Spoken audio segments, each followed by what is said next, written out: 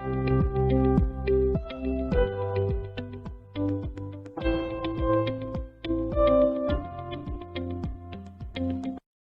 and welcome back to the Describe Your World podcast. This is Travis, and this is episode 5. I'm here with a very special guest, Dylan. I'm really excited to talk to Dylan because Dylan has a lot to talk about, which wasn't expecting when we were kind of discussing conversation topics, but it was super exciting, all the different ideas that he has. He's got a lot going on, a lot of hobbies, a lot of interest, career guy, and there are some things that came up to mind when I was planning the conversation that I think will be super interesting. So how are you doing, Dylan? Good. Thanks for having me. Hopefully I can live up to the hype the of all the different topics that we have to discuss. Oh yeah, I have no doubt. I think you're going to do extremely well. I'm excited for everything we're going to get into. Me And as too. we go through, we have everything from like origin story to love to religion. So it'll be a nice contrast in some places to some of the other guests. I think Dylan has some unique perspectives and takes on things, and he's a funny guy. So I'm really excited for the humor and all the fun to ensue. So I'm going to go ahead and kick it off and let you start off with the way I like to frame this first part is like an origin story. So you're going to talk about early life, anything regarding school or experiences or parents or siblings, anything at all that you'd like to mention that you think are formative and important for your story. And as we go through, I might pick up on things that I'll ask about. Yeah, absolutely. So, yeah, I had an interesting upbringing, I guess you could say. So, I was born at the tail end of '89, just barely slipped in as a '90s kid about a month ago. I was born into and raised in a single parent home. Um, my mother raised myself. I was the youngest of three. I have two older sisters, uh, none of which are, full-blooded siblings. My oldest sister was adopted, and then our middle sister is technically my half sister. And as I was the youngest, my father, Arthur, he actually passed away while my mom was pregnant with me. Um, she was about 4 months pregnant with me when he passed away of cirrhosis of the liver. He just one night, middle of the night while they were sleeping, his liver just kind of failed and didn't make it to the hospital in time, which is something that was caused by many years of alcoholism, which is something that runs in my family on both sides. Um, and something that so he was 17 years older than my mom.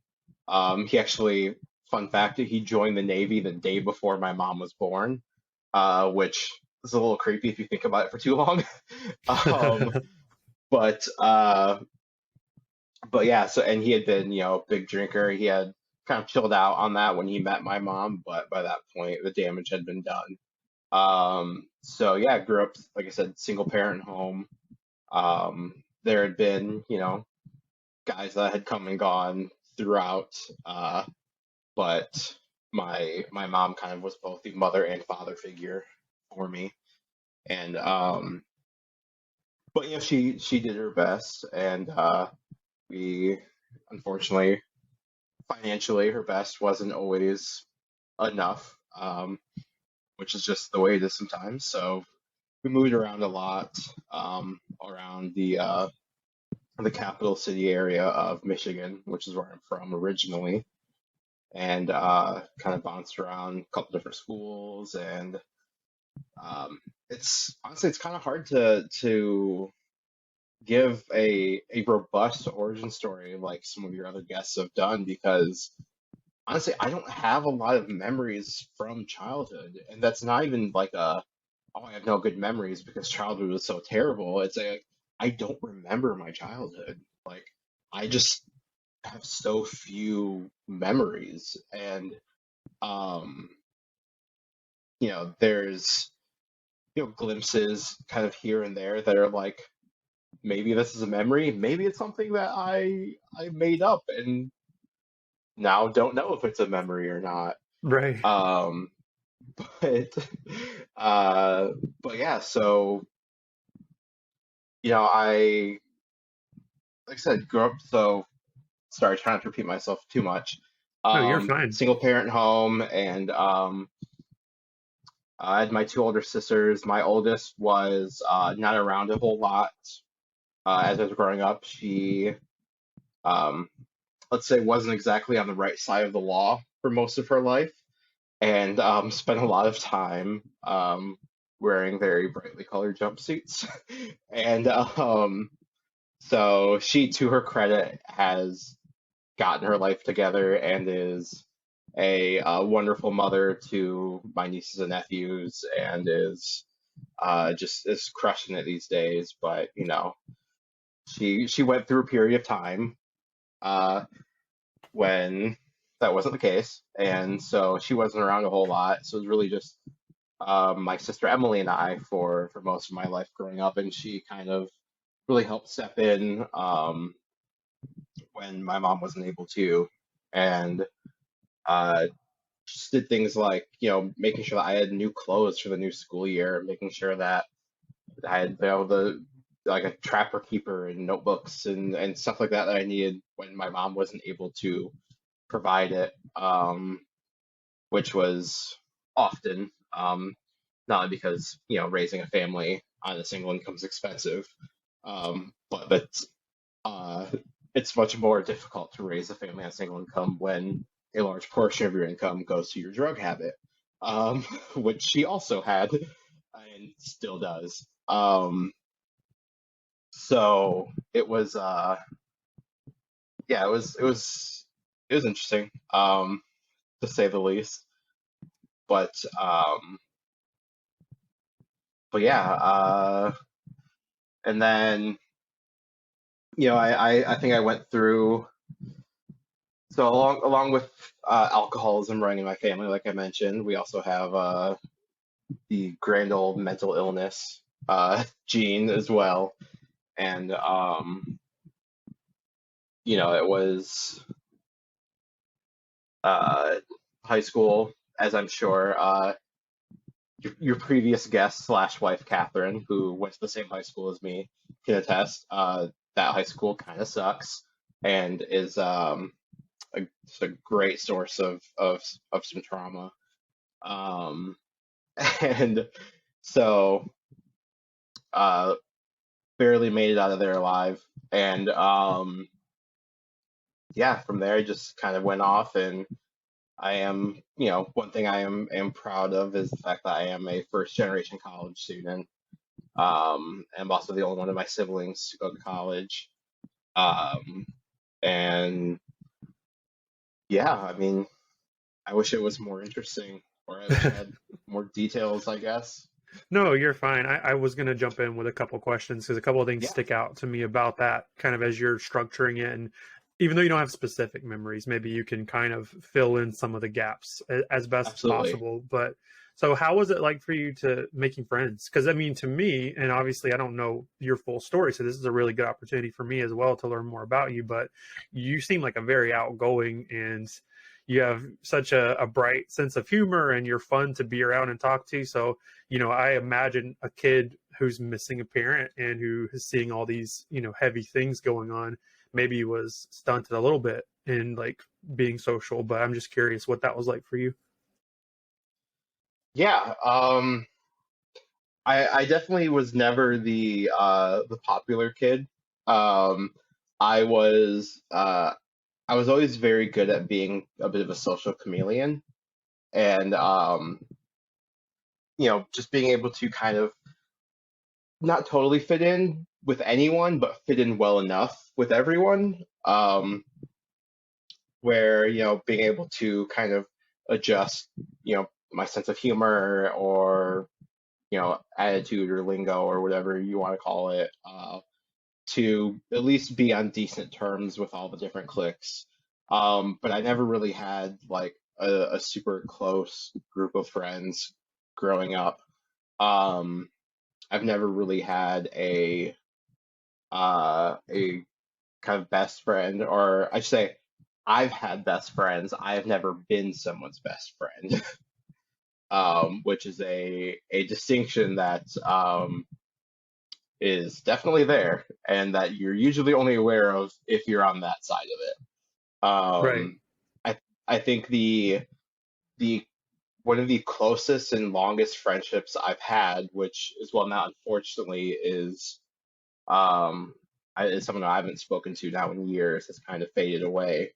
Uh, one of the memories I do have formed in, I believe it was in sixth grade, uh, and I was walking home from school, and this kid named Adam just kind of, I heard like puffing and puffing behind me, and I kind of slowed and turned around, and this kid's like half jogging to catch up to me, and doesn't even like say hi or introduce himself. When he gets there, he just catches up to me. And then once he's up next to me, he just matches my pace, and then just walks for a little bit without saying anything, and just starts talking to me as if we were like in the middle of a conversation that had died down and then was picking back up. No, like, hey, my name's Adam. No, anything. It was just like, so anyway, what do you think of blah blah blah blah blah? And Oh just wow. like that's all it was. And like from then on, like we were, I think, 10 years old. He was my closest friend, basically until I went off to college and even a bit after. And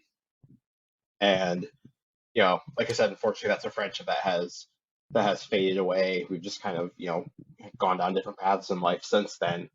But yeah, that was just like random kid jogged up to me, started talking to me as if we knew each other forever, and that's all it was. What do you think about the fact that you don't have so many extremely clear memories? Is there a way you understand that to be the case? Does it have to do with everything going on during early life? um,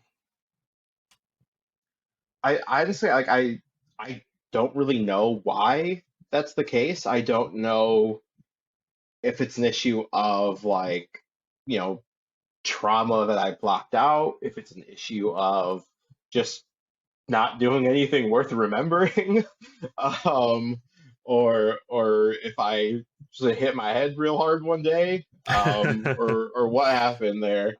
But yeah, it's just, I mean, it's definitely something that, when I talk to people who have such in-depth and robust backstories when they talk about their childhood and such fond memories of doing things that they remember in such detail, and it just kind of blows my mind of like how do you do that? How do you remember that? Right. And it makes me a little jealous and a little sad that I don't have that, because I would love to be able to have some of those memories. But again, like I don't know if it's, 'cause we didn't go on like, big family vacations to like Disney World or anything like that. I've still never been to Disney World, honestly. Um, we would drive to Jersey every summer to visit family, and I have some memories of that.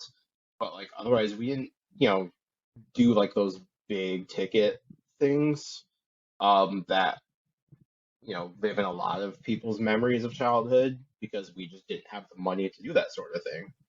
Um, we were lucky if we had the money to have groceries, let alone go see Mickey Mouse. So, um, but yeah, I don't really know what that stems from. Maybe that's something I should talk to my therapist about. I can relate a little bit, not to the trauma as much, but to the idea that we both come from a place of very little. We had to kind of fight to have a meal or good food. I don't remember having like good meats when I remember Yep, like fish sticks and things like that, like whatever we yep, could afford. Bologna, that was like the main sandwich meat that we had. Like yep. I can't remember ever having like really good like burgers, steaks, or anything. But then on the flip side of that, we both have reached a level of more comfort and more flexibility, and like you said, generate first generation college students. So what do you think, where do you think that comes from, just that drive to actually have stability and success when you come from a place where you didn't have that understanding of it? I think it's just a want for something different, something more, something of, you know, you get sick of it after a while, right? Like you know, I love my mom to death, but she's not a good cook. I learned to cook because I got sick of eating her cooking. Oh goodness. And so I hope she doesn't listen to this. There you Um, go. but I taught myself how to cook, and now like at least I think I'm a pretty good cook. And I did that because I got sick of the option I had, which was not great cooking. And so I think it's similar to that, where you you get sick of dealing with having to scrounge for money to pay your bills, of having to scrounge to buy groceries, having to fight for every inch and every cent. You get tired of it. It's exhausting. And that's something that I don't think people who um, who come from a background with money, and that's not even say like super wealthy people, just people who are comfortable. Right. Um, that they I think a lot of them don't fully understand is just how exhausting it can be. Not knowing where, how you're gonna get food next week, not knowing how you're gonna pay your car bill. And that's a big motivation for me, is just like I don't want to deal with this anymore. Something's got to be done differently. And also the prospect of, you know, if I have kids, like I don't want them to have to go through this. I don't want to see my children, you know, wondering if we're gonna be able to have dinner tomorrow night. Like I don't want them to have to worry about that. Yeah. Um, and so it's wanting better for yourself, better for others, and it's just wanting to not be so tired. Yeah, I mean, there's this drive and this motivation that kind of comes out of a place of need. It's like, no one taught you to be motivated to work hard and to get an education, but you get so sick of, not having nice things that you're like, okay, well, I need an education, I need a career. Mhm. Even if for me, I'm not passionate about IT. IT is not something I love, but at the same time, IT puts food on the table and pays bills, and there's this need and there's this thing that IT does that I can't get if I'm becoming a musician or writing novels that may be purchased by five people and that kind of thing. And so I Yeah, think people sort of get that, there's a push that comes from, almost out of nothing, but it's a need for something bigger. yeah, absolutely. I mean, like I work in advertising, and not in the glamorous part of advertising either, not the Mad Men part. And it's kind of the same thing. Like it's not something I'm passionate about. I don't love doing it, but I'm good at it, and it lets me have a home, and it lets Yeah. me buy a PlayStation and things that I enjoy. And if I was doing what I really wanted to be doing, which if money wasn't an object, I used to work doing TV news, working in a newsroom. I would absolutely love to still be doing that. Unfortunately, working in broadcasting doesn't pay money. Yeah. So, It's a passion it's project. exactly, and it's one of those things that, you kind of have to have a decision to make of like, all right, well, do I want to do something that I enjoy doing for work, but not be able to do literally anything else I enjoy, including eat, Right. or do something that maybe I don't love, but that opens doors to do other things that I do. Do you, so I know you have a lot of interests and hobbies, which we'll try to rifle through some of those as we go through, but did you have a lot of hobbies as a kid and things you enjoyed doing? Um, Mostly video games was my big one as a kid. Never the new ones because we didn't have the money for the new systems. So like when my friends had like the GameCube, I had just gotten a Sega Genesis. Um, So I was always like a generation or two behind everyone else. Honestly, I still generally am. Actually, I think right now is the first time in my life I've had the current generation system. Um, and so yeah, I really enjoyed video games, especially just in case people forgot whose podcast this is. I played a lot of Pokemon. Um, Yeah, for people who haven't figured this out yet, there's going to be a lot of Pokemon. It's yeah, part of me at this point. that is, I will say, going back to kind of childhood memories, that is one of my most, my fondest childhood memories that I do remember most vividly is um, Christmas when I was in, I want to say it was fifth grade, maybe fourth grade. I remember I got from my aunt who lived in California sent me a package that was the teal Game Boy Color that included both Pokemon Gold and Pokemon Silver, and those games were my introduction to the Pokemon games.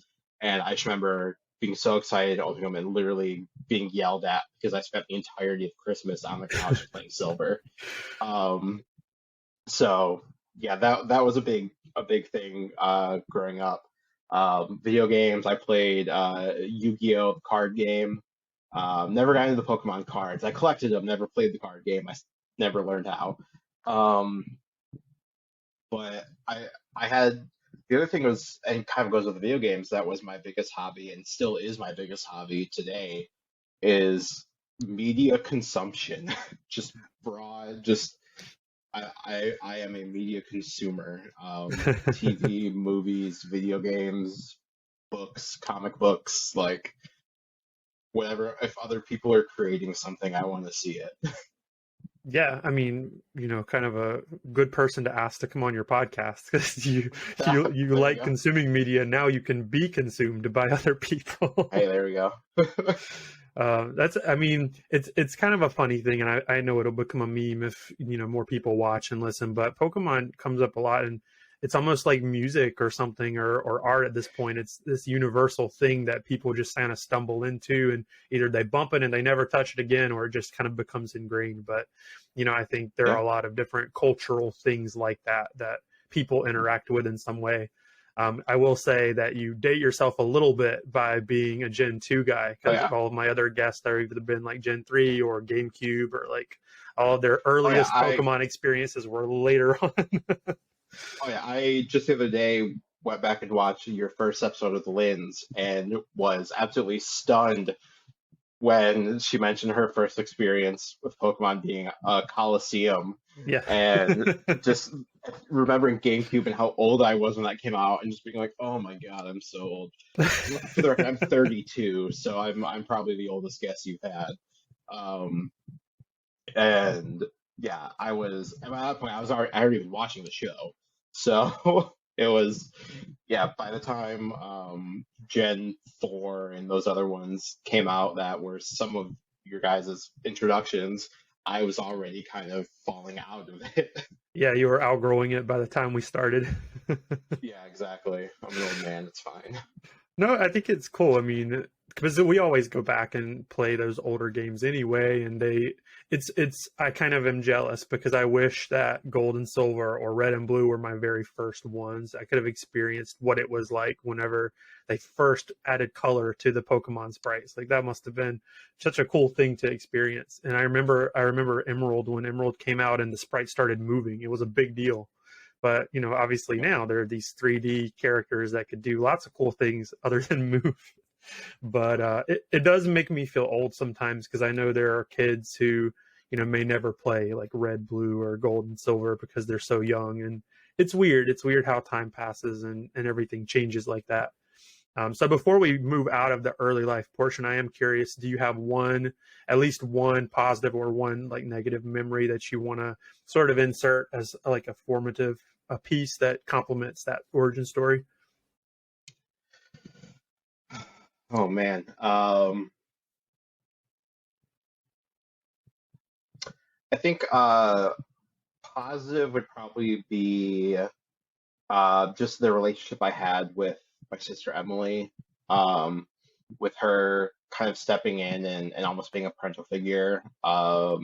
Especially as I got older into my teens, she would take me to a lot of concerts and around like it all around Michigan, especially in Detroit, that were a couple hours away from where we lived, and so I felt like not only did she not have to do, but she didn't really have the money to do either. But she wanted to make sure that I had experiences that I enjoyed and that she didn't necessarily have when she was my age, and that's something that I will always be grateful for. What are your music genres that you're into? So now, I I don't I barely listen to anything that's come out in the last like 10 years. Oh, I'm so same. old Yeah. and stuck in my ways. I listen to basically anything other than country. I hate country. But I'm a big fan of like 90s West Coast hip hop. I love like 2000s metal. Uh, I kind of run the gamut of anything. Like I can go from like Childish Gambino to Outkast to Tupac to Slipknot to Paramore to whoever else. Billie Eilish. I do love Billie Eilish. Uh, so yeah, as long as it's not country, I'm probably good with it, honestly. You moved to North Carolina and you shun country music. That's got to be like an I still irredeemable sin. I still can't do it. I cannot do it. Yeah, no, I'm the same. I have a super wide range of things that I love, and the only time that I like country is whenever it's a good guitar player because I care about the art of playing guitar, but I don't care about country music. That's fair. So like if I could it's use I could use some Johnny Cash, there but you that's go. about it. Anything that can make their way into the Rock and Roll Hall of Fame, you're okay with. Yeah, to an extent. It's very I don't know. It's funny how over time you start to sort of develop a love for things just based on like a regional kind of thing. But Hmm. that's just one thing that I can't get behind, even though I'm from the Carolinas. It's Yeah, really funny. All of my cousins are super into country music and cowboy boots and all that good stuff. yeah. Okay, in a similar vein, as far as like shunning a regional thing for upbringing, when you had Catherine on, she talked about burners in Michigan and it being a cure-all and an amazing thing. As a Michigander, burners is terrible and it's disgusting. So she's wrong. That's funny. That's a good question actually. What from Michigan, if you could port it over that you can't have here, would you grab? Um, the Not necessarily the product because I don't drink it, but the word pop.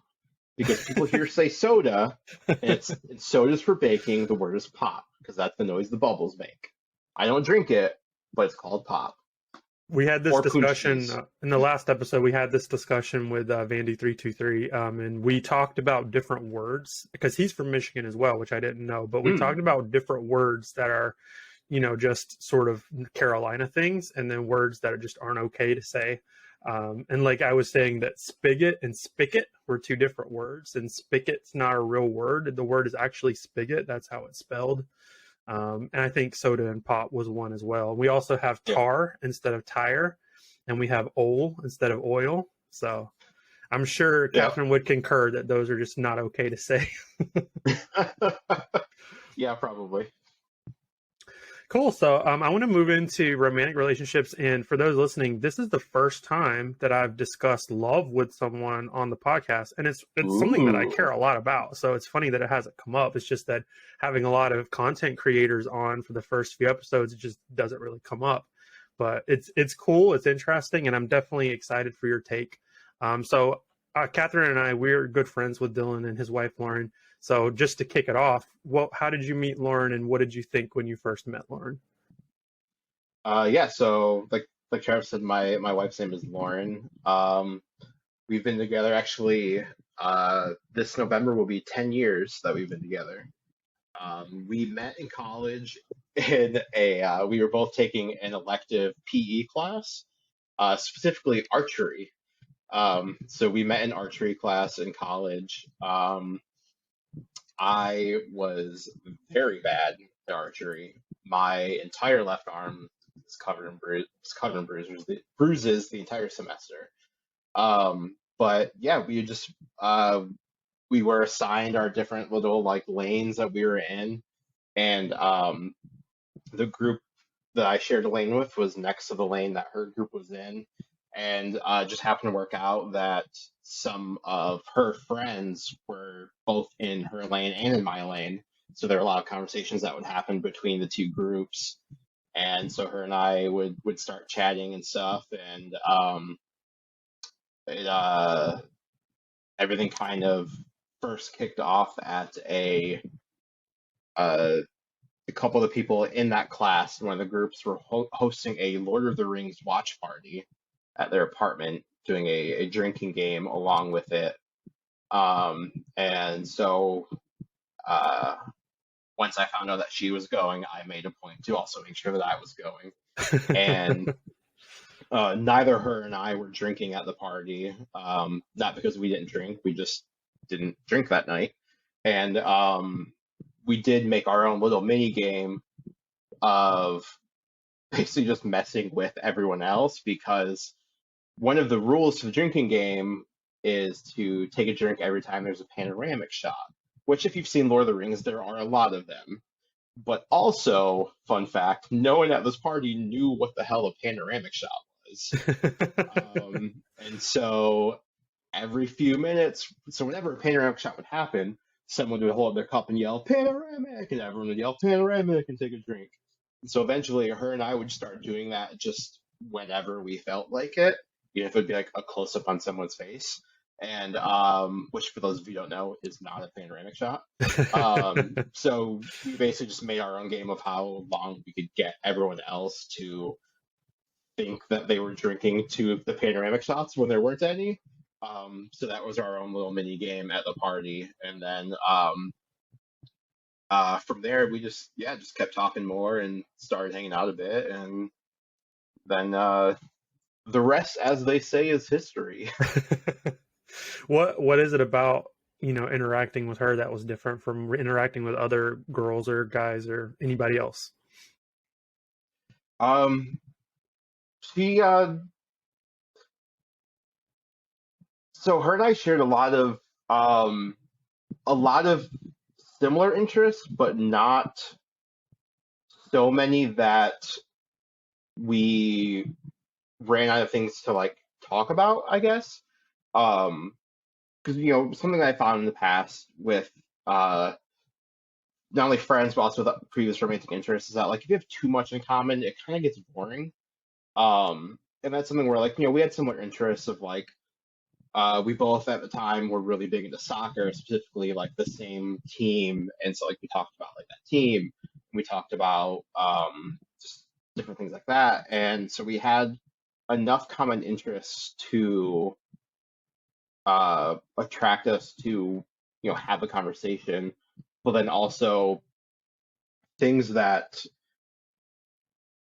the majority of our interest sets were so different that I felt like I could learn something from her, as far as like so she's a huge meteorology nerd and loves like the science of weather and earth science and physics and all that kind of stuff, which is something that like I don't know anything about.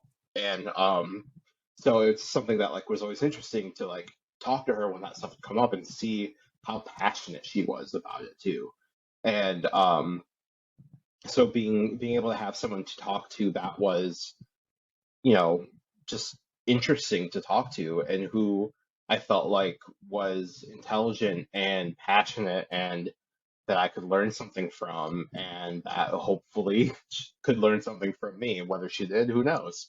Um, and so, like, at least at the beginning, that's kind of what first made me want to talk to her and keep talking to her. And then obviously from there, it just kind of it grew into a more of an emotional connection that you get in any relationship. This is one of my favorite questions, and I like to ask this to people. because the answer tends to be different every time. So I'm always fascinated by it. How do you define love? And once you define it, also, when do you remember feeling it? Oh The first God. time, at least. We're gonna throw the hard ones at you. So. um, yeah, that. I mean, that's hard because you know, love is so different for everybody. I think for me, love is not just a willingness, but a desire to to see somebody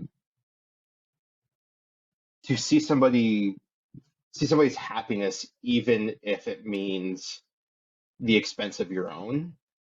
Not that it has to mean the expense of your own, but you know that desire to desire and willingness to put somebody else in front of yourself and to make sure that you know or to what am I trying to say here? Put me on the spot. Um, Absolutely. Oh, you're yeah, totally fine. it is the desire to for someone else to be happy, I guess. Even like I said, even if it means that you're not, and that's not to say that I'm not, I guess. No, That makes no sense. subliminal messaging coming through. No, no, I promise it's not. Um, no, but I mean, you get the point I'm going for here. But that's you know, when it's more someone else's happiness is more important than your own, Yeah, and you want to put someone ahead of yourself, and not just a willingness, but a desire to. I think for me, and it's very interesting that that's where you land on the question, because I land in a very similar place, and my guess is, and I think we'll touch on it later, that our sort of model for structuring that is probably very different. But for me, it's self-sacrifice. It's a lot about, even if I'm not happy, or if I'm not getting exactly what I want, or if I'm not doing the thing that I want to be doing, if that person is happy and that person's getting what they want, I still get so much out of that. There's a joy that I get out of Yes, that. And I can't say that I have that same feeling about anybody else. So that's, yes, I think that we're probably on the same page, and that's where you're kind of yes, like building to. yes. You just said what I was saying, but in a cohesive and sensible manner. So do you remember first feeling that, or do you remember, like, at least, seeing that was a possibility in your relationship? um, I don't remember it as a specific instance. I do remember that it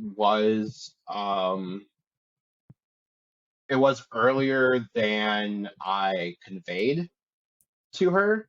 Um, because I had a lot of trouble early on, conveying my feelings, which stemmed from some very traumatic breakups previously, which just left me just very much borderline incapable of saying the L word.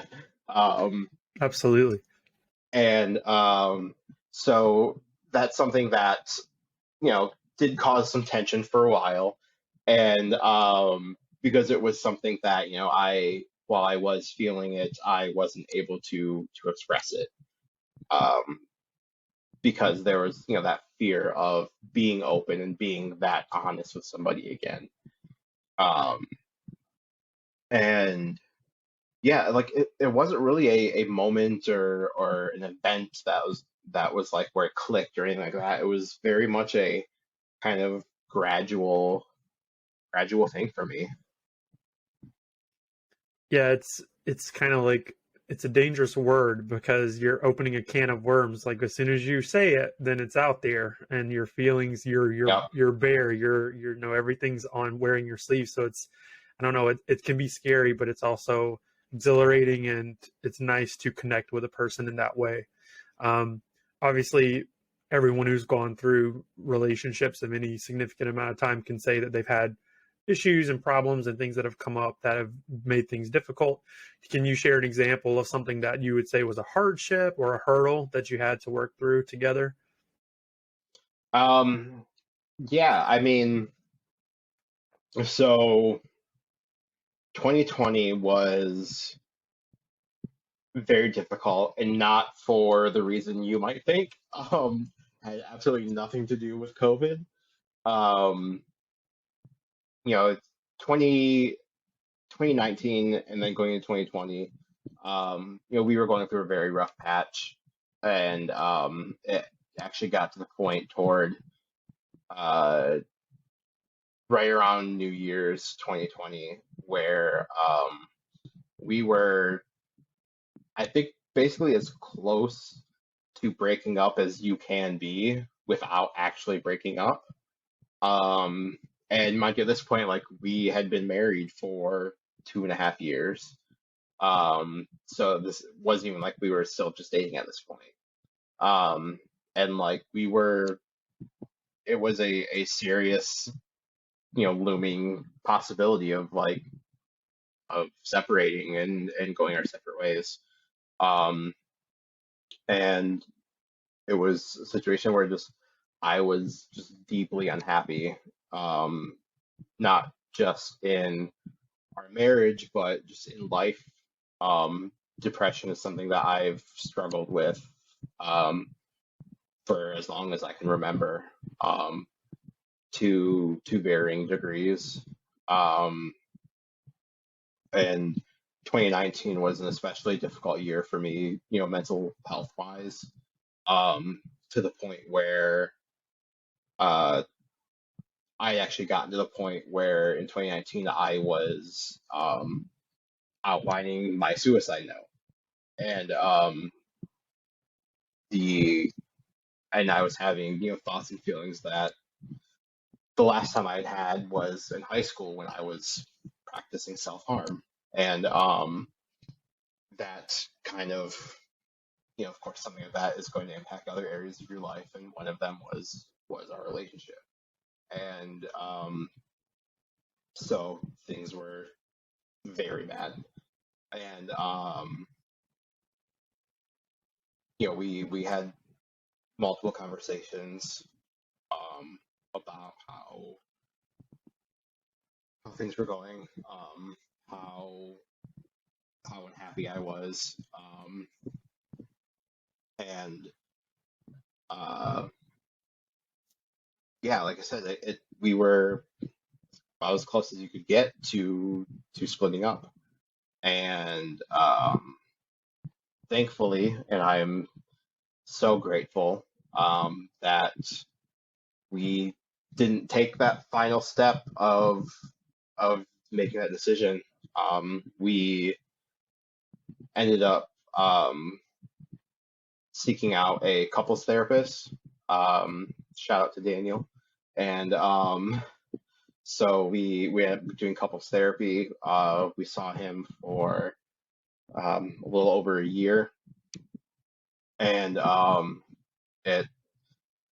I mean, I I cannot recommend couples therapy enough to anybody in a relationship, even if things are going great. Um, do it. If nothing else, you learn some great tools for things like better communication and just tools to better understand each other. Um, but it's something that like you know seeing a couples therapist like literally 100% saved my marriage. Um, and we are in a much better place now. Like we are very happy now, and um, at least I hope we are. Or at least I am. No, we are, and Maybe we can have Lauren come in for a cameo at some point and see if she yeah, can right. confirm. We'll see what she says. um, and but yeah, so it was definitely that was the definitely the kind of the hardest um, not even really single event, but just the hardest stretch of our relationship that we've had. And it's something that, you know, I feel very lucky that we came out the other side uh, as we did, and very, very grateful that we decided to uh, seek out counseling and, put in the effort to make it work. I said whenever we got married about 6 months ago in my vows, it was something I wanted to make a point of, and it was funny because I wrote down some things that I was going to read off for my vows, but then I scrapped the idea like the morning of, and I'm like, I'm just going to talk off the top of my head because that's going to go super well. But the one thing that I wanted to make a point of saying was that love to me is not this feeling or this attachment or this instinct or this thing. It's like a choice. Like it's a verb. You have to choose a person. Sounds like that you got to that point where you guys chose each other. You decided that being married and being in a relationship was a little bit bigger than some of the other stuff that was going on. Yeah, absolutely. We, yeah, we were at that crossroads, and you know, that's something that fully I pushed us to those crossroads, because a lot of the stuff going on was kind of coming from my end of things. But yeah, and we chose to do what we could, and we chose to, we said, well, let's try this. Let's find a therapist, find a couples counselor to talk to, and we'll try, and we'll see what happens. And I'll be honest, at the time, I didn't have the most faith that it was going to work. I obviously hoped it would, but I wasn't really counting on it. Um, Thankfully, I was wrong. And yeah. So I want to, it's kind of, I know we are going into some heavy stuff soon, but I wanted to end the segment with a super happy, bright spot. So Dylan is soon to be a dad. Congratulations. And we're Yes, excited to thank you. come and spend time with you all for the baby shower. So we've talked at different times. Whenever we spend time together, we talk about the upcoming baby and how that is a big part of not only our marriage because we talked about children beforehand, but obviously for you guys now too, it's a big deal. So what are your feelings? Are you excited? Are you sort of mellowed out? Is the excitement sort of dying down? Yeah, the excitement kind of it ebbs and flows at this point, because we have about 2 months to go until the due date. So yeah, it kind of comes in waves of, you know, there's only so much left to do, or some days it feels like there's only so much left to do, so it's kind of mellowed out. The other days it's like, oh my God, there's so much left to do. Um, and where you feel like there's just overwhelmed and exciting at the same time. Um, and it's definitely something that is uh, could be an interesting process. Obviously, becoming a new parent is a terrifying prospect, I think, for most people. And it's actually funny that this was the next that came up, because that was actually one of the key things that Lauren and I had worked on in couples therapy was children, because for the longest time I wasn't sure if I wanted children. And a big part of that came from the fact that, and something that still causes me anxiety today, is that, as I mentioned before, growing up in a single parent home, I didn't have a father figure. I don't know how to be a dad. I don't even have even if I had like a really crappy dad where I could be like, all right, well, at least I know what not to do. Like, I don't even have that. So, that was a big source of that. And, it still is a source of anxiety of like, all right, well, I'm going to figure this out. Um, so there's definitely some anxiety that comes along with it, because it's like, okay, we have this thing coming that, even though it looks like just a real big potato, it's a person, and we have to try to make sure it survives and is healthy. um, so definitely exciting, but also, of course, nervous, as anyone would be. My coworker, we were in our meeting the other week, and we were all asking because he just had a new baby, and we're like, how's it going with the baby and stuff. And his comment is like, it's so hard to make sure I don't drop him. Like that's the one thing that I'm always doing is like, Yeah. how do I make sure I don't drop the baby? It's just there's just so many things that can go wrong. And I was saying this the other day to Catherine that when I think about human beings and I think about all the ways we can die, it's a really depressive thought because it's like now that I'm getting close to 30, those thoughts are starting to come into my mind. Like there are so many ways I could die. I could die from poor oral health. I can die from cancer or heart disease. All these things, and I try not to think those thoughts because it gets pretty morbid. But I can't imagine a new life coming into the world, and you're like, oh, there are a lot of ways that he could die as well. Yep. If you're not anxious enough about thinking about your own mortality, just wait till you have someone else's to think about. So cool. Yeah, I think that covers everything regarding romantic relationships. Are there any other thoughts you had about that, or you feel pretty comfortable with your story? No, just I would reiterate that I highly encourage everyone in a relationship to see a couples therapist because even if things are going well, they can always be better. Awesome. So I want to talk a little bit about mental health next, and I want to start this off with just the disclaimer that some of these topics are pretty heavy, and they're very serious. So, for those who struggle with any kind of feelings of suicide, depression, anxiety, they're common human feelings and emotions and experiences, but there's some things that we'll be talking about. So just throwing out there, and I'll let Dylan mention that as well to whatever extent he'd like to. But I want Dylan to kind of go over a little bit about depression and suicidal ideation and things that are specific to him. So I'm going to let him kind of discuss those and his understanding of them. Yeah, so I guess trigger warning for, like Travis said, depression, suicide, self-harm, um, all that fun stuff. Um, yeah, so like I mentioned before, depression is something that I have struggled with for 20 years now. I'm 32, so yeah, about 20-ish years. Um, I was not formally diagnosed until about 3 years ago, which is also when or yeah, about 3 years ago, um, I finally went on medication at that point as well. So vast majority of that time, my depression was unmedicated, untreated in any way, um, which was, you know, in hindsight, was not the best. Um, if I will say that if anyone listening is struggling with, uh, you know, depression, thoughts of self harm, anything like that, please get help. Um, it's it's it helps so much to just reach out to somebody. Um, but yeah, so I my depression I really remember kicking off right in around like seventh grade, and just kind of going downhill from there.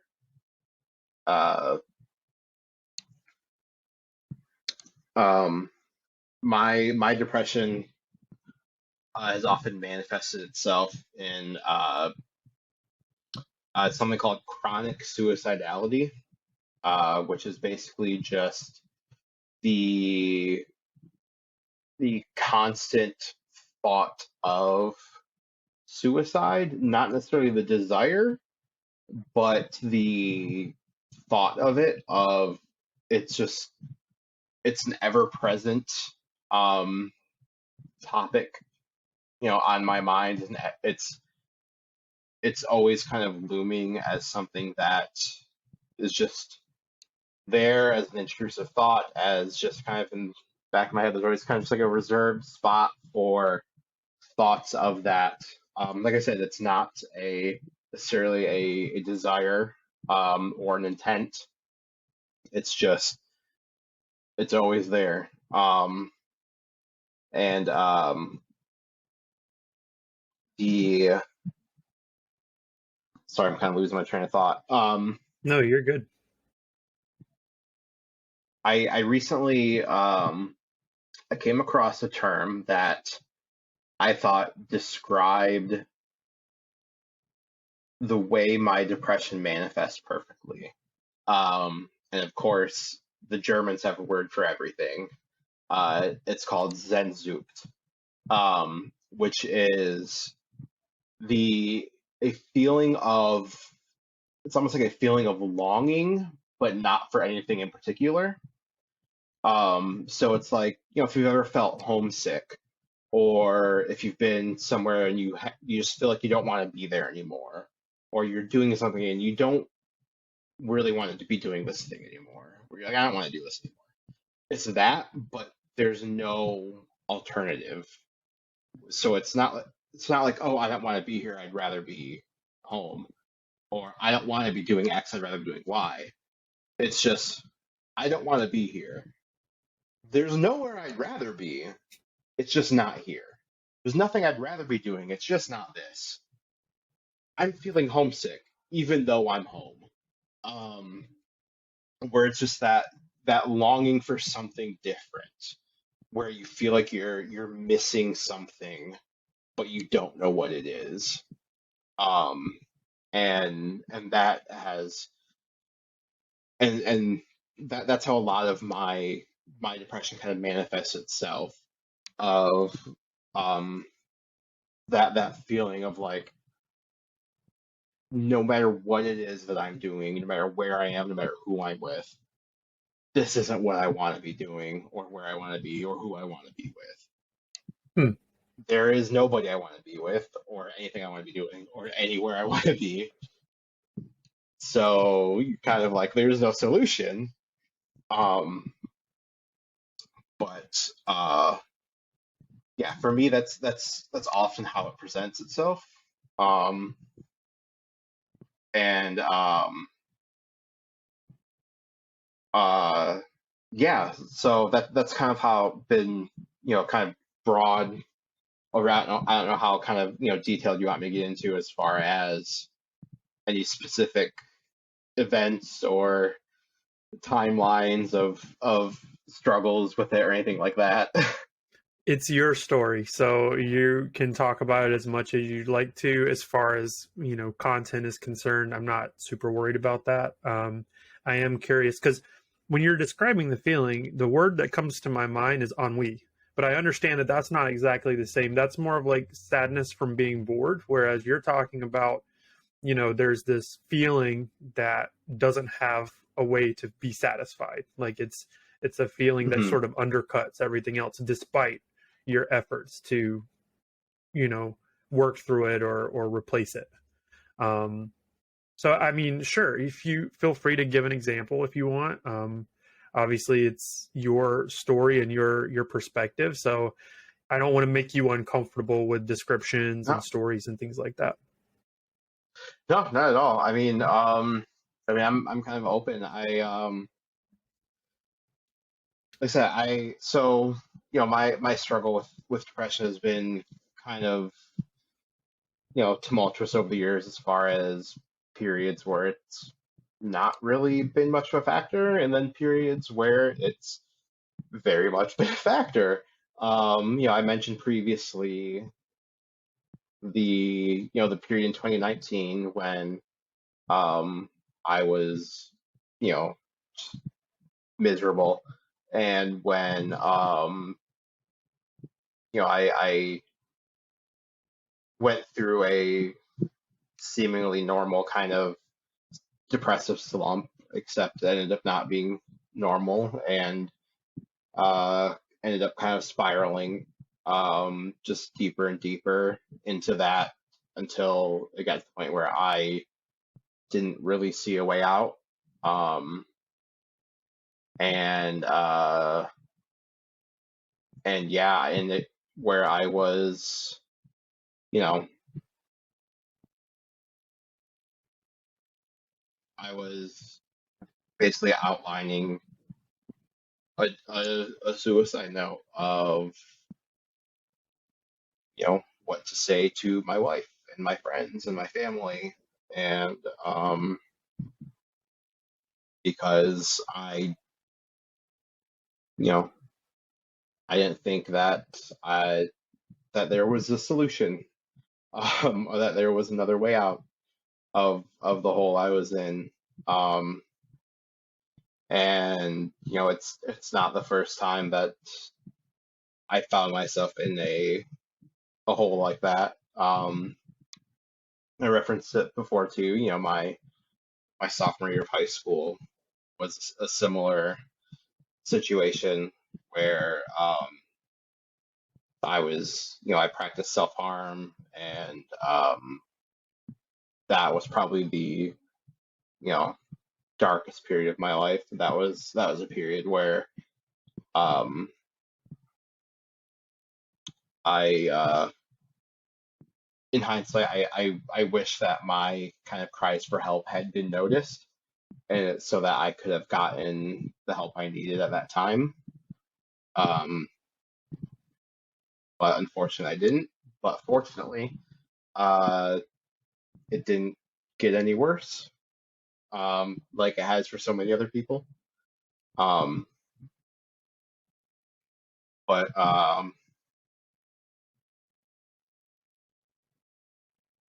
yeah, I don't know. I mean,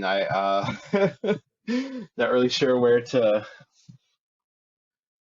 If we need to go. come up for air, we certainly can. We should have to kind of wade through all of those feelings again.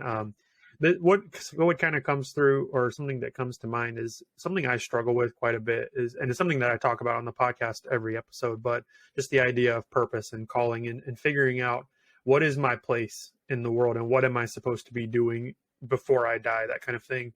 Um, so you said, obviously, similar to me, like your job isn't your passion, it isn't what you love. So do you have an understanding of what that purpose or call is? And does that kind of coincide with some of those, issues with, those chronic feelings? Um, Honestly, not really. That's something that I've always been kind of struggled with, is what what is my purpose? Why am I here? Kind of thing. Um, Especially as as I will get into later, of not being especially religious, the lack of why I'm here and purpose is especially prevalent. And so it's something where I try to find purpose in the little things that I do, um, because I don't necessarily have one as like an overarching purpose. I guess now that I have a child on the way, now that I'm going to be a parent, my overarching purpose is going to be to raise a healthy child, and to my purpose is going to be to make sure that they have it better than I did. Right. Um, so I guess that's my purpose now. But up until this point, it's been about finding purpose in small things that I do. Um, Whether that is, you know, purpose in, my involvement in community organizations, where the purpose is to, help make the community that I love a better place for everybody, or the purpose of, even helping out in my wife's classroom to, help make a better experience for her students, or, whatever it may be, whatever small task I'm doing, and finding purpose in those, so that those can kind of add up to a greater purpose. I'm gonna take a shot at something here and ask you sort of a leading question, and Okay. it might be a mistake, and I acknowledge in advance if it is a mistake, but I want to challenge sort of that perspective, and just to get your response and see where you Okay. land. So if it's a mistake, you will all go back to this moment. So in my opinion, what's really upsetting and what's really difficult is that we're all going to die and we're all going to be forgotten. And I Sure. hate that we're all going to be forgotten. I don't really care that we're all going to die. I just hate that we're all going to be forgotten. And so, one thing that I use in my arguments quite often, especially with my wife, is like, why do you care so much if someone one day will, number one, be dead, and say 50 years later, not it will not be recognized, probably for very much. Their names will be forgotten, their identity will be forgotten, and it makes me sad. It's one of the few things that make me sad. It's just that idea that you have your Shakespeare's and they're going to be immortal, and you have your Beatles, but 99.99% of people are going to be forgotten. So does that make it a little bit more difficult for you in that search for purpose? Yes and no. Because I see what you're saying, and I agree with you, you know. Um, but I also think that, you know, even if it's not going to be remembered, 100 years from now, 50 years from now, it might not be remembered a week from now, you know, in, in the moment of doing something, like, it matters in that moment, so one of the groups that I'm a part of, the QC Royals, we're a supporters group for the local Major League Soccer team. But what we also do is we do a lot of philanthropy, where because our big thing is we love the city that we're in, so we want to make the city a better place for everybody. And so we do a lot of like volunteering, fundraising, things like that. Those are things that, when we are working with an organization to, hand out meals to people in need, 2 weeks from now, those people might not remember who the hell we are.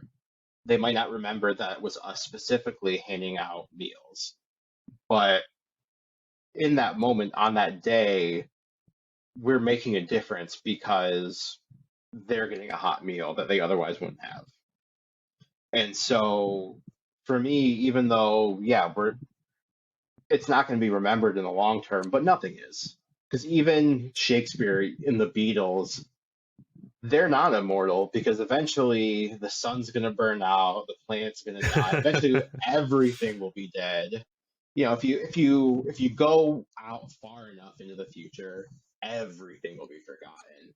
So at that point, you're just talking about, how long into the future until something is forgotten, not whether it will be forgotten. And so, you know, you're still making a difference. And if you're having a positive impact on somebody, then, you know, who cares if it'll be forgotten in a year or 50 years or a billion years? You're still having that positive impact.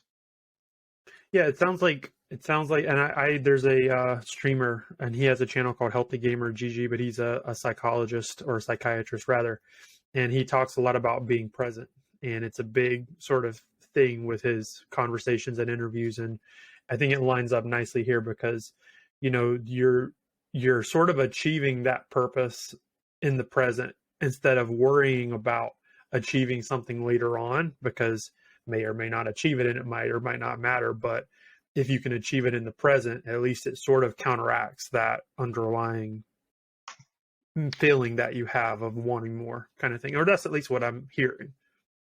Yeah, absolutely. So you mentioned a little bit about how your mental health struggles have affected your marriage. So what are some of your coping mechanisms? Like, how do you handle and manage and deal with I mean, obviously therapy seems to be a big one. So are there any things that you do that really help you work through those feelings?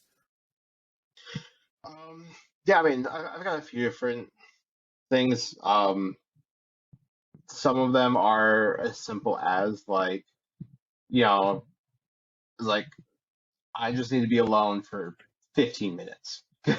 And where it's like, if it's like, obviously not like if it's not like a long term kind of like depressive slump, but if it's more of just, say, an acute like spike in stress, or something like that caused by anxiety, that sometimes just simple as like just I'll go walk the dog or go just like sit in a different room for 15 minutes just to decompress and then like try and okay, move on, deep breath.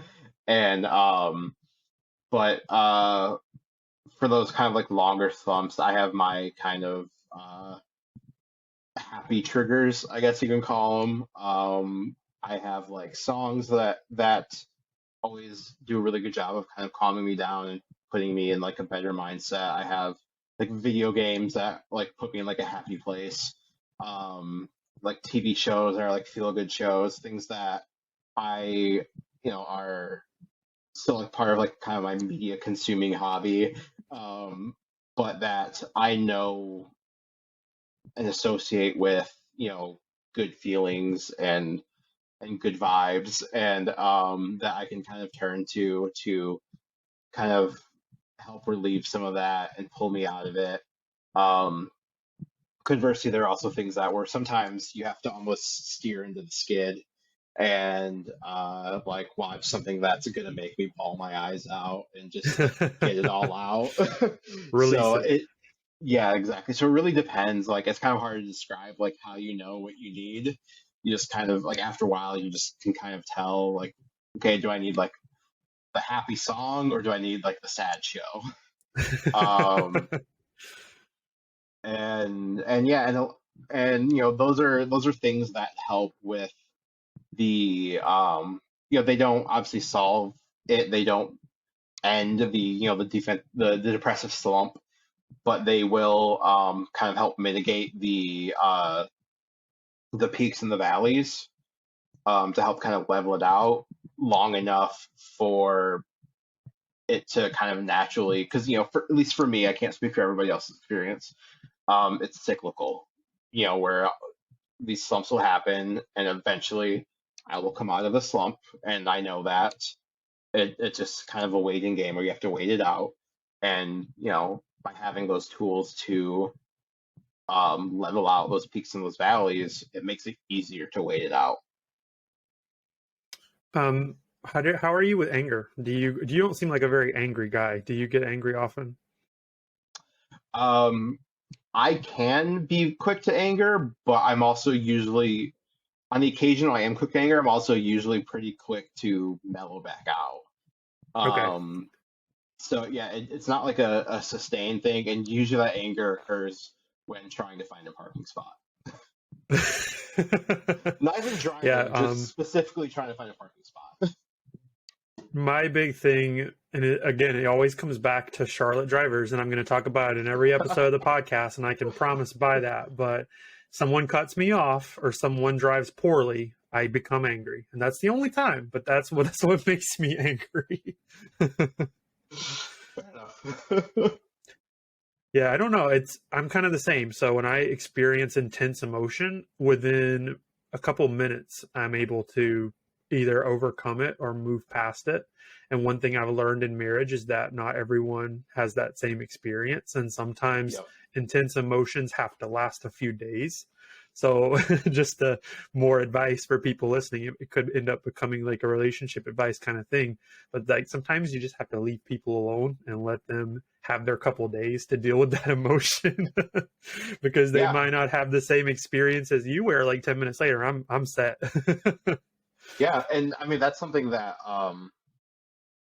we went through in couples therapy, Lauren and I, where one of the kind of the tools that we learned or one of the strategies that we learned was that whole thing of like getting her to understand that like if I'm angry, I need you to just leave me alone for like 15 minutes and then I'll be fine.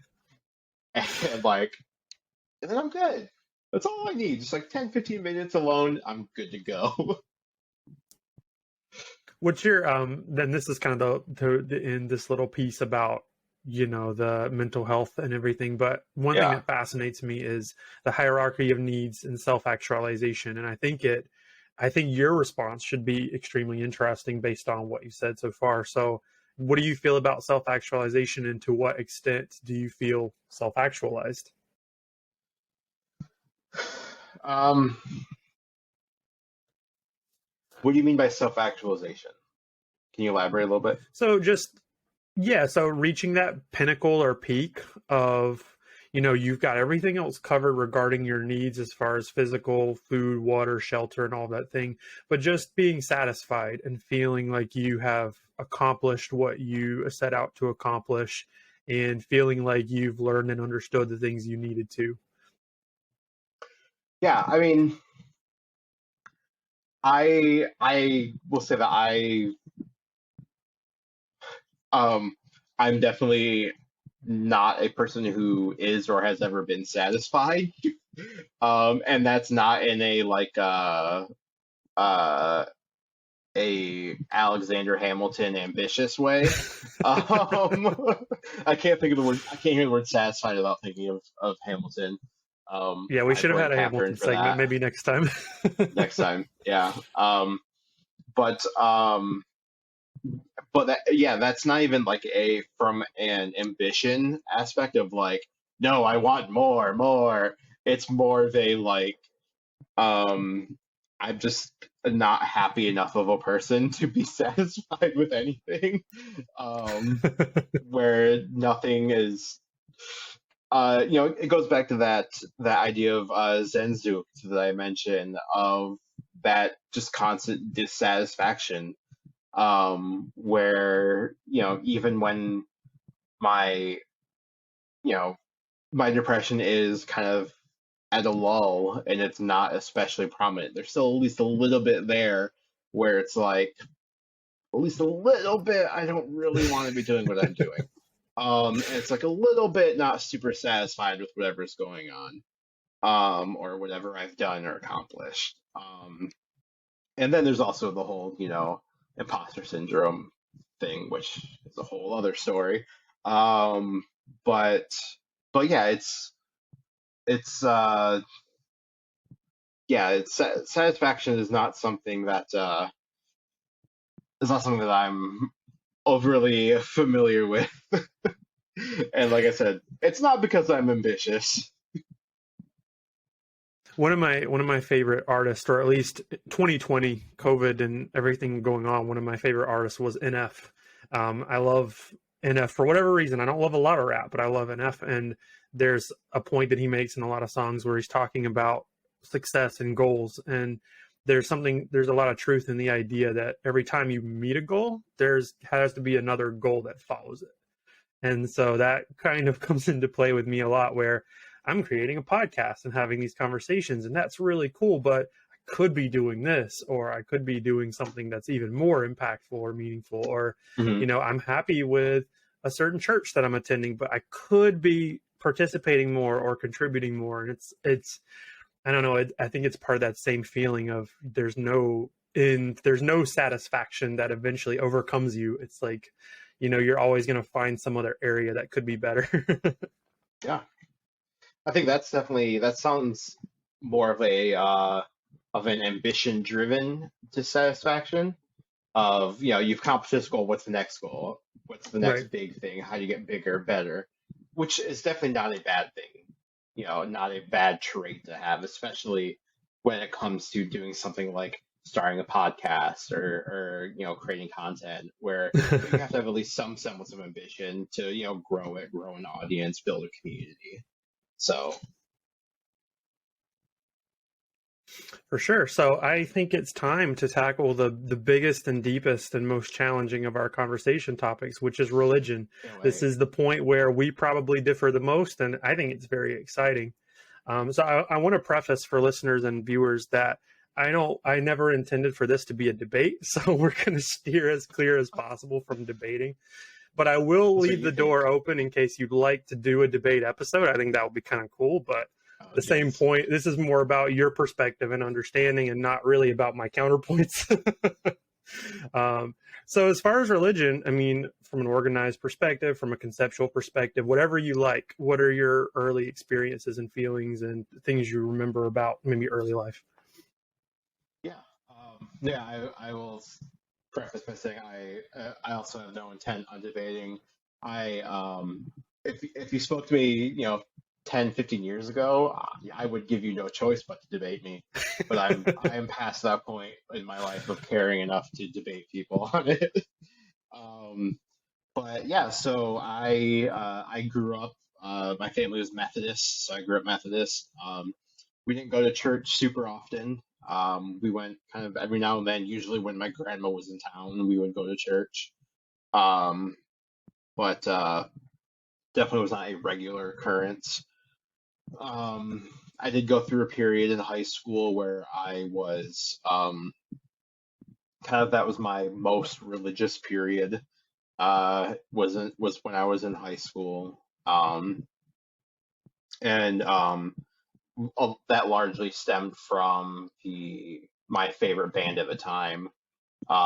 They were not a Christian, quote unquote Christian band, but they were a band who were Christian, and so I just kind of followed that, and you know, I got more into religion, and was kind of my faith grew through that. Um, and then when I got into college, as with what happens with many people, because that damn liberal college, my faith wavered, you could say, and I I no longer I do not consider myself a Christian. I identify as an atheist. I have for quite a while now, for over 10 years now. Um, I was a member of, and for a time, the president of a group at my college that was specifically for non-religious students, as a place for part of it was kind of a safe space for non-religious students to come and kind of have judgment-free discussions about things like morality and the afterlife and death and all that kind of stuff, as well as a big part of the group was volunteering and charity work, and a big part of our kind of mission was to dispel negative stereotypes around the term atheist, and around the idea that that morality requires God. And we wanted to show that you can be moral and you can be a good person without being driven to do so um, by a set of dogma. And so yeah, I was involved with that group for a while, and uh, then as I got older, my personal views hasn't changed, but my some of my other views have, just as far as being less like rah rah in your face about it, because I just don't really care that much anymore. It's not, at the time that was kind of like, if you asked me to like, describe yourself and like make like a list of 10 words to describe who you are, like that'd be like toward the top of the list. Whereas now it probably won't even make the list. It's still there. Like it's still like it's true, but like it's not really part of my personality anymore. So it's like, yeah, it's whatever. It's just not really part of my life anymore. So you're not picking fights. You maybe you would Yeah, have picked a fight 15 years ago. yeah. Like 10 years ago, absolutely would have. But now, like, I don't care enough to do that. Like, the only time I'm gonna pick a fight about something like that, like, is if you're being a jerk first Yeah. about that. There are two of my college professors, both from community or technical college, both said things to me that have really stuck with me that I think are extremely fascinating. My biology, of course, my biology professor made the comment that as we had for 5% of our grade, we had to do a presentation, and we could choose anything we wanted as long as we could incorporate bio. So I did creation versus evolution, because why not? Because I was the good Baptist boy in the God. sea of, non-believers and general public. So, I mean, I got the 5%, so that was cool. But my professor afterward made the comment, not provoked at all, just made the comment to me. He said, some people are just going to believe it and some people aren't, and I can't do anything about that. I can't make you believe something that you don't believe, kind of thing. And it Yeah. stuck with me, and it's like there's this core thing, and there are core things that you can't change, and arguing is probably going to make someone cling to that thing probably harder, right? And so another Yeah. thing that one of my writing professors said that has stuck with me for a long time, another, I don't know if he's agnostic or non-believer, but he said some people feel it in their bones and other people don't. And that phrasing is just kind of stuck with me too. And it's like, I have to kind of come to terms with the fact that that feeling, that spirituality, that inspiration, whatever it is, it might be present for some people and other people might not have that. And so if you don't feel those things in the same way, it's hard to, reel someone in or preach to them or anything else, witness to them in any way. So I'm curious if you kind of resonate with those at all, or how those hit you. Yeah. I mean, I absolutely agree because I think that those types of I think having a conversation with different viewpoints, different sets of beliefs, I think can be very healthy and productive and insightful, and I think should be encouraged. I think are is a good way to grow as a person to have those conversations.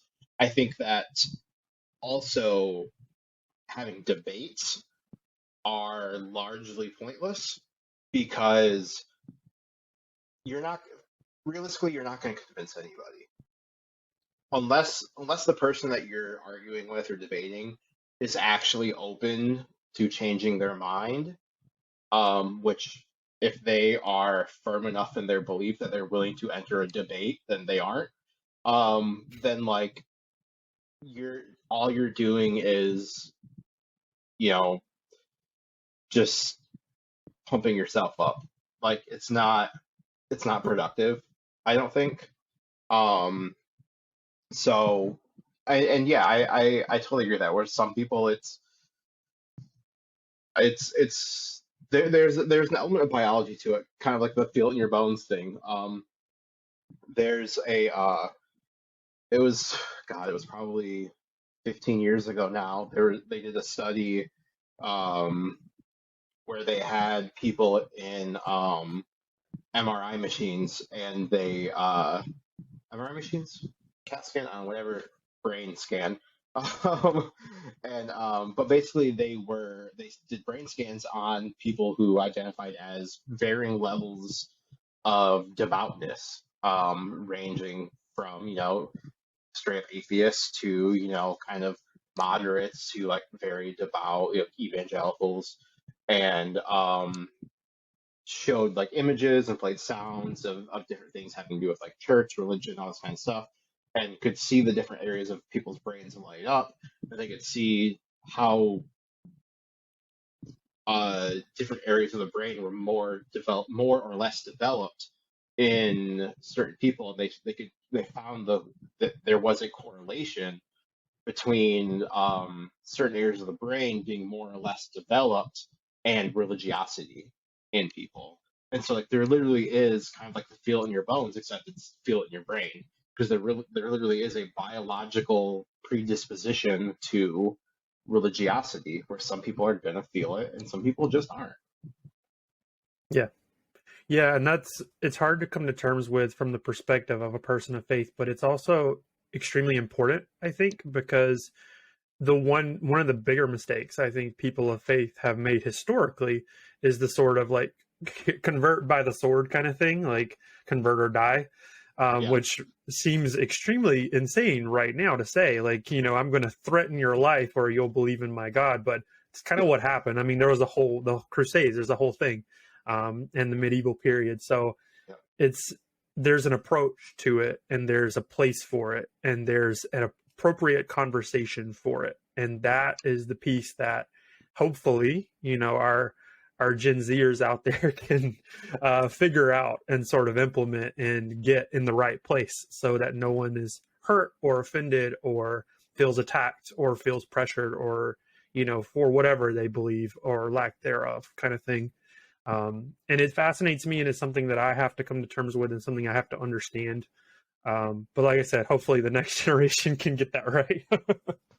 Yeah, and yeah, I think that the kind of the example of like the Crusades and things like that is kind of where you get into the distinction of religion versus faith, and how those two things are so often mixed up and intertwined, but they really are two distinct things and two very different things, especially in how those interact and should interact with the world.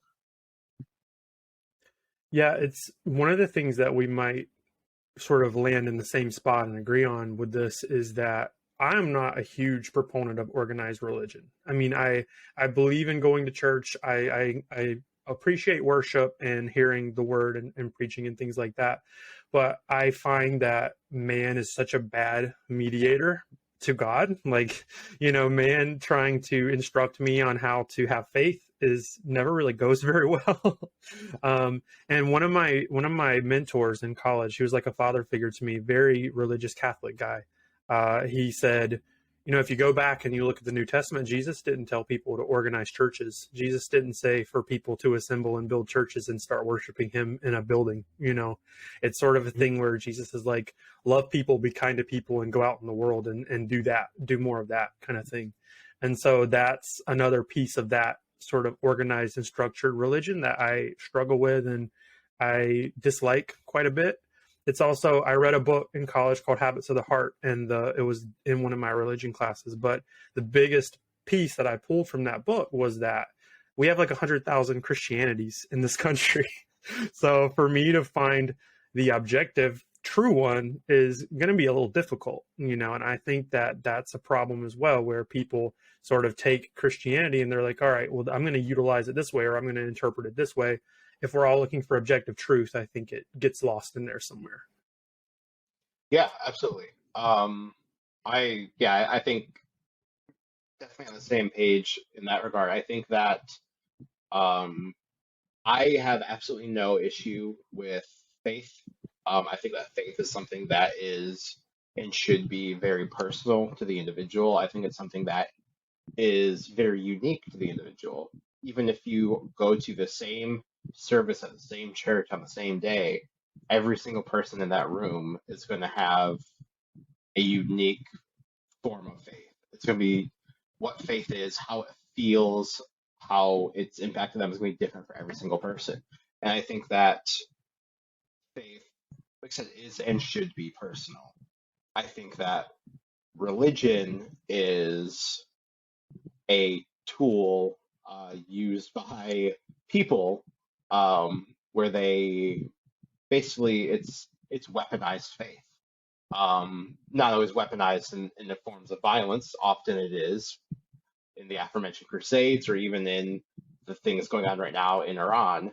Um, but it's or sometimes it's weaponized in things like just ways to make money, ways to elevate people's own status and ego, um, ways to oppress people. I think that um, you know the the process of turning personal faith external.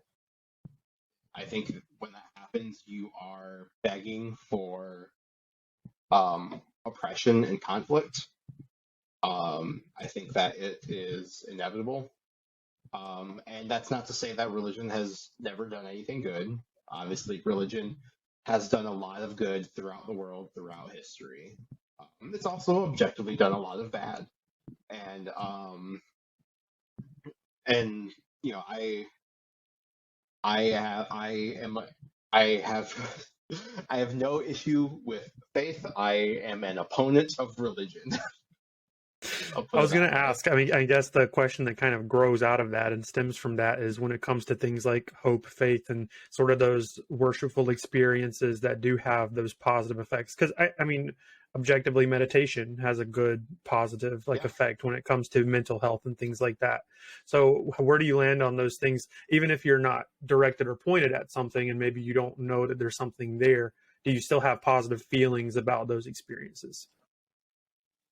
Yeah, absolutely. I in recent, not even years, but recent months, I've kind of fallen off of it. But I actually, for the last few years, have kind of identified as a secular Buddhist, where I have practiced meditation and practiced a lot of the teachings of the Buddha from a secular standpoint. And I think that there are things in different faiths from around the world, including Christianity, that are objectively good. I think that there are teachings from Christ, from the Bible, and things that are positive, things that are, I'm not going to sit here and say that everything about Christianity is bad, that it's poison, blah, blah, blah, blah, blah, because that's just simply not true. You know, obviously like there are good teachings in there, and I think that there are teachings in there that more people should adopt. There are also teachings that maybe fewer people should adopt. um, but as with anything, um, and I think that, like I said, I think that for me, like I said, faith isn't should be personal, and I think that I do not care what someone's personal faith or beliefs are. If your your religious beliefs help you in some way, if they help you get through the day, because look, life's hard. Like especially these last couple of years with COVID, and then certain Cheeto men trying to overthrow our government, and then now everything else going on right now. Like, look, it's hard out there. All right, if your faith, your beliefs help you get through the day and they help make your life easier and better, then that is awesome. I'm glad you have that.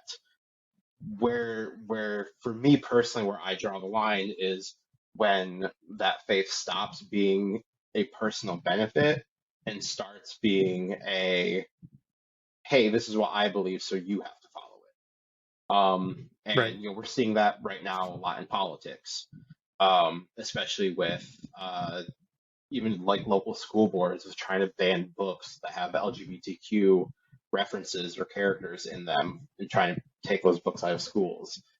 It's and for me, like that's where the line is. Like I have, you know just because I don't have faith, it would be so hypocritical for me to be like, you can't tell other people what to believe, also you can't believe this thing. Like that would be so dumb.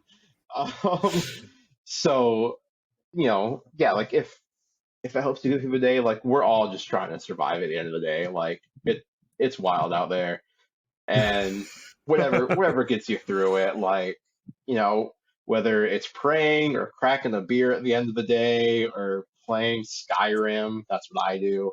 Like whatever you gotta do. Um, and as far as and my personal kind of relations to it, like yeah, there are aspects that are things like meditation, things that are generally associated with religion that like you know don't have to be religious, and that can still be used as a form of coping and a form of just getting by. You know?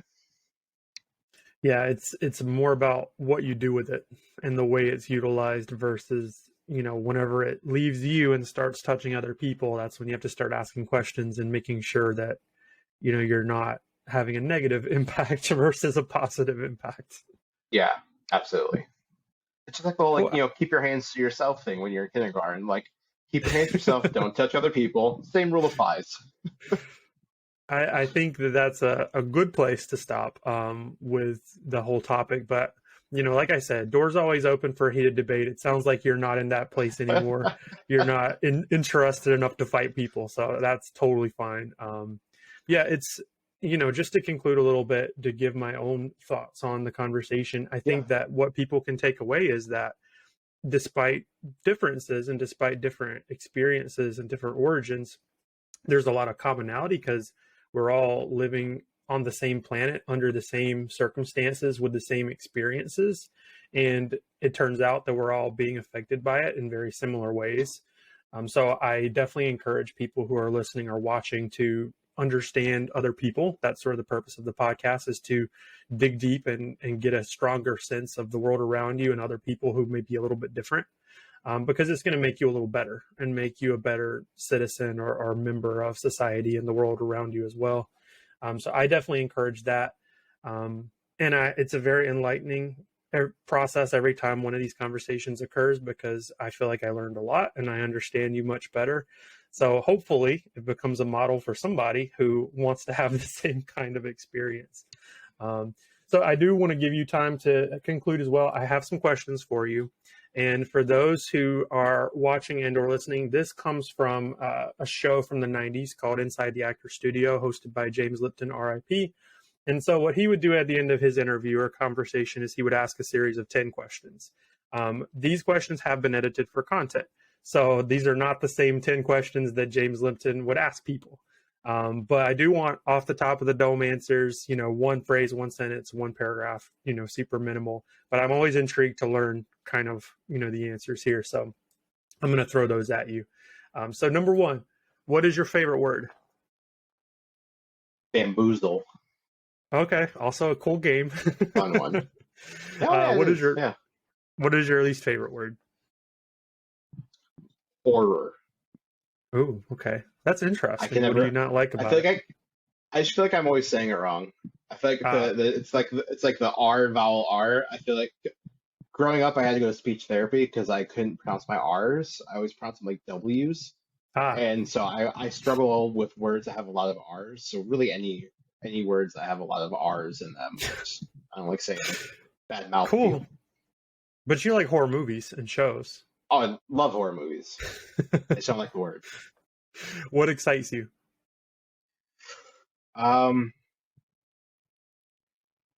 Seeing people excited. Okay. What upsets you?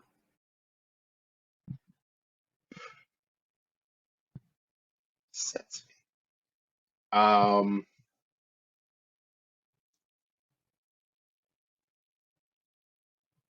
Selfishness.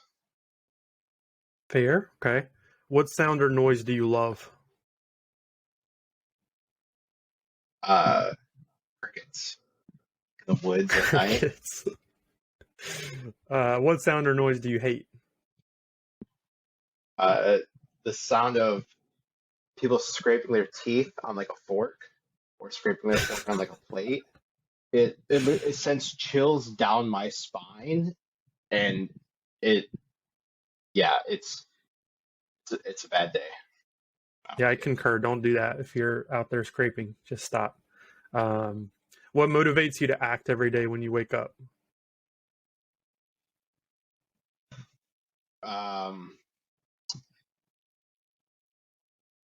My dog whining at me to get up and wait outside. What profession other than your own would you like to attempt?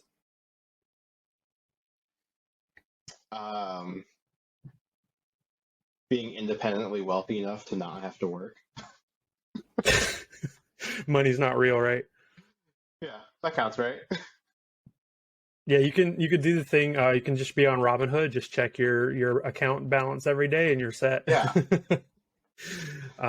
What profession would you not like to do? Anything that involves being up high, like those people that have to change out the light bulbs on the top, like those really tall like radio towers. Nope, I don't do heights. Nope. Gotcha. No, so you wouldn't be up in the water tower doing repairs. Nope. Nope. People need water that bad. I don't need to go there. So this is the one I'm most excited for because you, unlike all of my Christian guests, will have a totally different perception of what this question is. So if heaven exists, what would you like to hear God say when you arrive at the pearly gates? So actually, so the first episode that I listened to was with Catherine. When I heard this question, I actually immediately knew my answer. I didn't even have to think about it. And that's because, uh, so going back to the religious topic real quick before I give my answer, and maybe this makes me a bad atheist. I hope I'm wrong. I do. I hope that heaven and that the afterlife, all that, I hope it's real. And because I mean, who wouldn't want to spend eternity in paradise, right? Right. Um, and that's largely because, as I said at the top of the show, my dad passed away while my mom was pregnant with me. I never got to meet my father. And that's something that has been kind of a hole in my life, my entire life. And so the idea that I could meet him someday is what the main reason why I hope I'm wrong about heaven and God and all of that.